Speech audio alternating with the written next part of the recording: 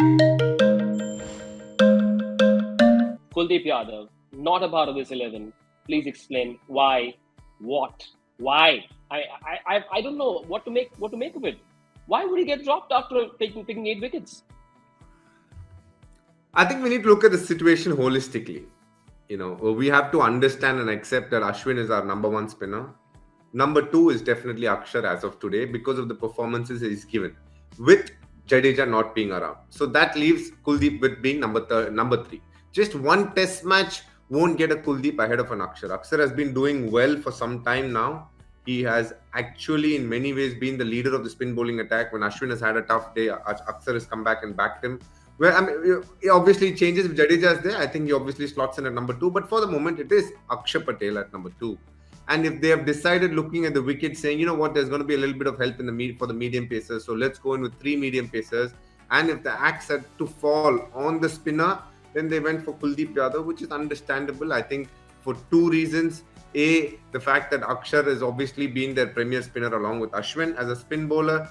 B, he can give something with the bat. I know a lot of y'all will get angry for saying this because he got 40 in the match, Kuldeep, a vital 40 at that. So it's understandable. But I think Kuldeep will know that his time will come. And I am somebody who genuinely believes in him, and he has big things in store with the way he has been bowling.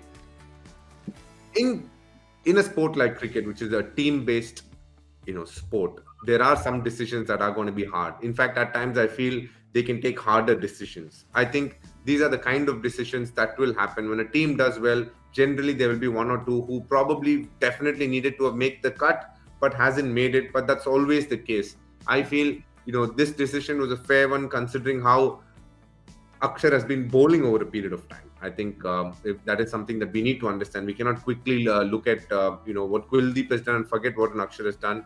But in the time that is going to come from here on, this will make Kuldeep hungrier, and I'm sure he'll do well in the Australian series. But for the moment, I think if they're going to go in with 3 medium pacers, it is understandable that they had to let go of Kuldeep.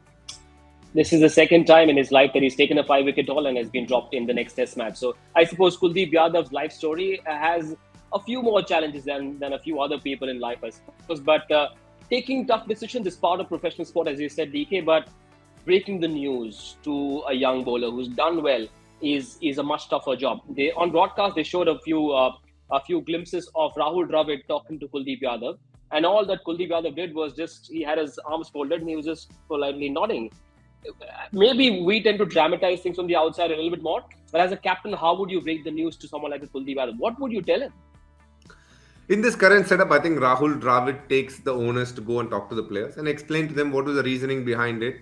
The player has to, in many ways, accept what is coming his way. I mean, you can question and ask for communication, and it will be offered to you, and it will be given by Rahul Dravid, the maximum amount of clarity that he can give.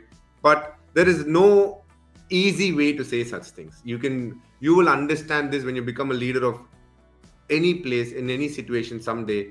There will be hard conversations to have. And as a leader, you cannot shy away from it. You need to go have that conversation have that conversation with that person. And more often than not, for that moment when you're talking to them, it will never go down okay with them. They will obviously sulk. They might be upset. They might moan at times. But in time, you just hope that they look at the bigger picture and they turn around and say, fair enough. But for that moment, it is a hard decision. But as a coach or a captain, you have to go and have that conversation and give them your thought process behind it, and hope that they understand that it was coming from a place of what they thought was good for the team, and they had nothing against the player personally. That is the best way you can move forward with those things.